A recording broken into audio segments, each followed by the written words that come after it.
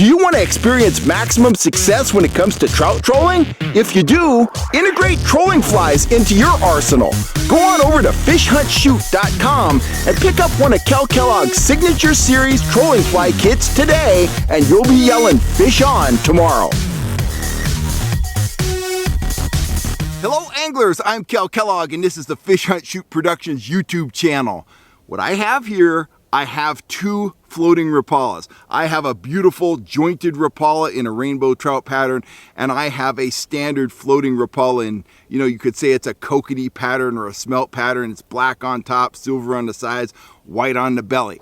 For a lot of guys, a lot of trout anglers, these represent big fish lures. These are the lures a lot of guys grab when they're at a lake that has big trout and they are looking to go big, but that's not true for me. When I want to go big, when I want to go really big, my confidence bait, my Rapala, if you will, is a trolling fly. Check out my fly box. I literally have hundreds of trolling flies. They flat out fish, they catch big fish. Check out this footage and I'll be right back to give you my thoughts. This is all recent footage taken over the last, say, 2 weeks or so.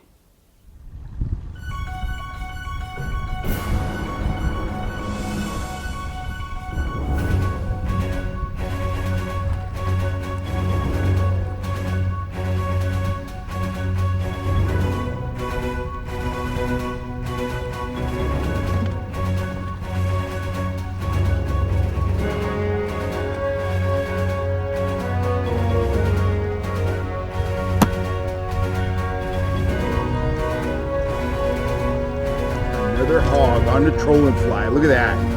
What a stud. That's what trolling flies can do.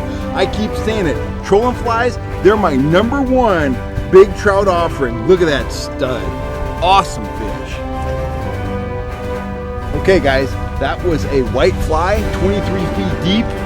I'm gonna cope with the breeze here. I got something really big on. Don't know how big, pretty sure it's a trout. He's tearing off line. He's just tearing off line. He's coming up to jump. Getting back down. I got a second line out here, dealing with some shallow water. This feels like a monster. It's pushing a big wake back there. Beautiful trout. How big he is. He's all 3 pounds. What a fight.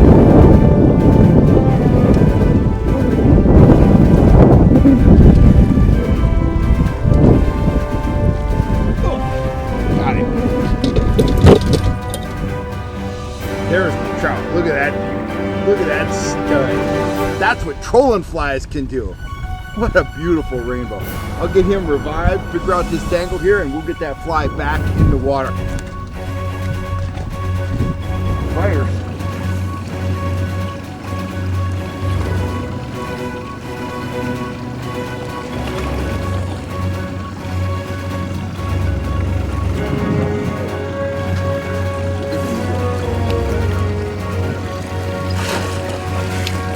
There you go. Nice fish. Very good.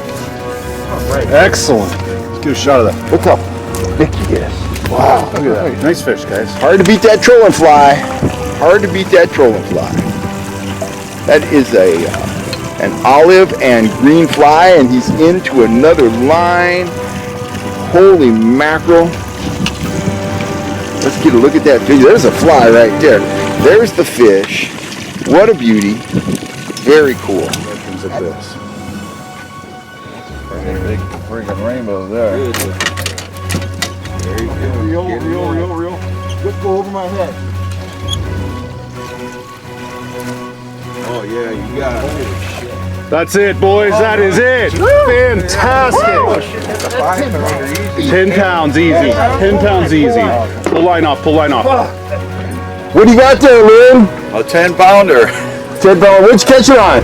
A fly. Trolling fly. What a monstrous fish. That's the kind of fish you get at Cos Lake, and that's the kind of fish trolling flies produce. If you were in doubt about the effectiveness of trolling flies, that footage should have cleared it up for you. Trolling flies tempt big trout.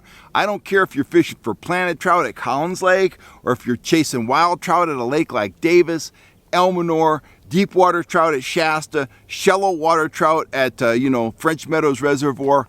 Trolling flies tempt big fish. And for me, they tempt more and bigger fish than traditional big fish baits like Rapalas. Why is that? Well, I have a simple theory. I believe that there are far fewer guys. I know there are far fewer guys pulling trolling flies than are out there pulling, Rapalas or Castmasters or Yozuri minnow baits. And flies are something, when you're pulling something that the fish don't see, they're more apt to hit it. If a fish hits a Rapala and doesn't get landed, maybe he gets hooked and shakes it, maybe he just hits it and doesn't get hooked. That fish has that in his, I don't want to say his mind, because trout don't operate on that level. They don't sit around thinking analytically, but they do learn. And that fish has learned that that lure, that object moving in that way, making that sound, is not something to eat.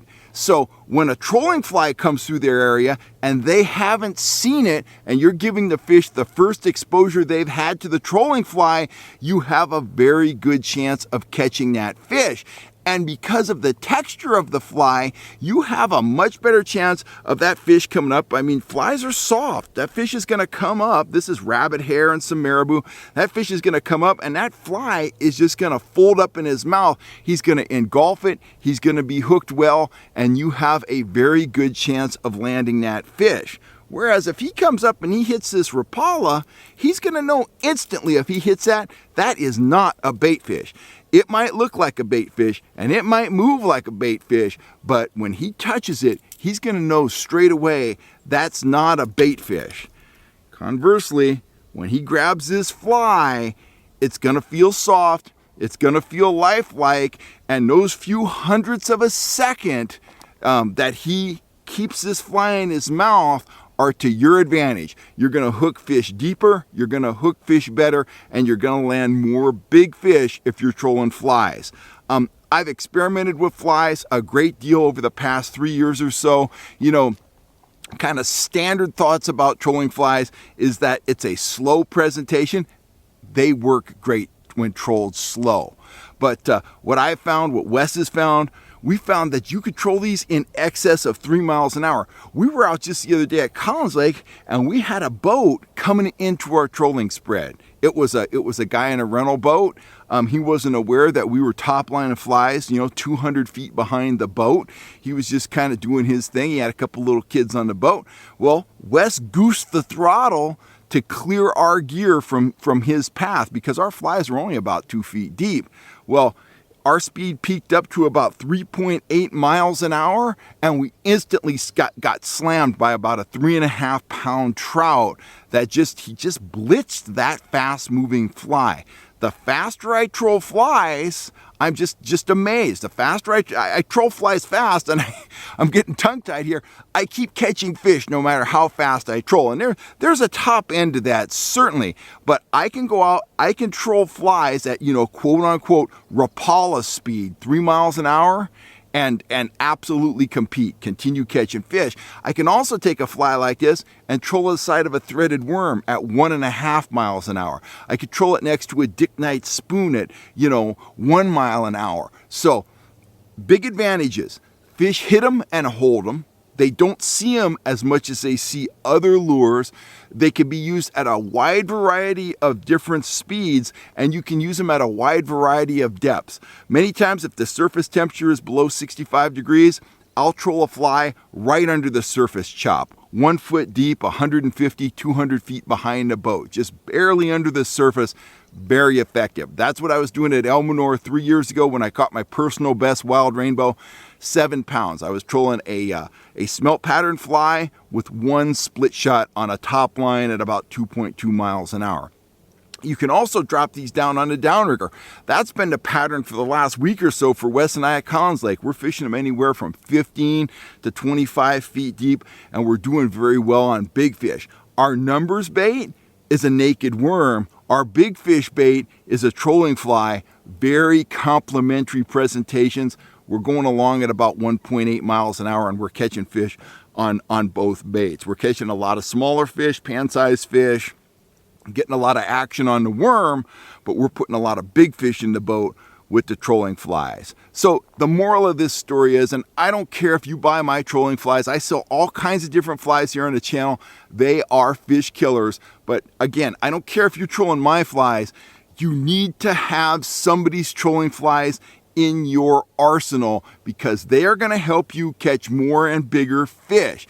You got to have some confidence when you first start out. You got to give them a chance to work. Guys will take a Rapala out of the box and troll it for 2 hours because that plug has the reputation for producing fish. A lot of guys will put on a trolling fly and they tell me this, well, I trolled it for 15 minutes and I wasn't feeling it and I took it off. Give trolling flies a chance. They will absolutely prove their worth, and I suspect you're going to end up just like me. They are going to be your go-to big fish lure when you need to go big.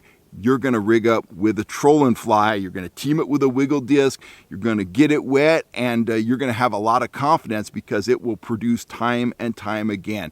Anyway, that's my thoughts about trolling flies. That's kind of a public service announcement. I want you guys to catch more and bigger trout, and I am confident that the one thing lacking from most guys' arsenal is a set of trolling flies. Get the flies. Get after those trout. Look at that fly. That thing's beautiful. Anyway, I'm out of here for now. If you want some of my trolling flies, go on over to fishhuntshoot.com. Check out all my gear. I got spoons and flies and all kinds of stuff, soft plastics and more.